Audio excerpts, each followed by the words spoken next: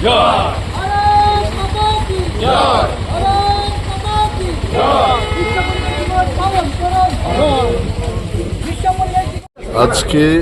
বিশ্ব পরিবেশ দিবস উপলক্ষে রাজ্যের সকলকে আমি আন্তরিক শুভেচ্ছা জানাই এবং এই দিবস উপলক্ষেই আমাদের একটা সুযোগ থাকে যে পরিবেশ জিনিসটা কি সাধারণ মানুষের কাছে সচেতনতা নিয়ে যাওয়া এবং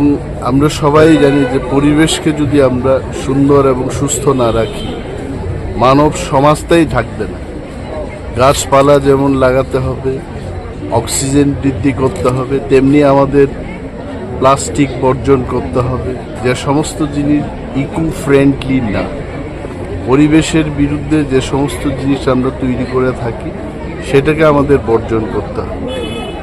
ত্রিপুরাকে যদি আমরা সুস্থ রাখতে চাই জঙ্গলকে রক্ষা করতে হবে, বনকে রক্ষা করতে হবে,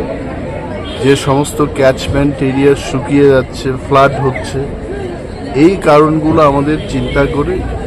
ত্রিপুরাকে সুস্থ রাখার ক্ষেত্রে সবাইকে এগিয়ে আসতে হবে এবং এই দিনে আমি রাজ্যের সকল অংশের মানুষকে আবেদন করব, গাছ লাগাবেন, প্লাস্টিক বর্জন করবেন, ত্রিপুরাকে সুস্থ রাখবেন।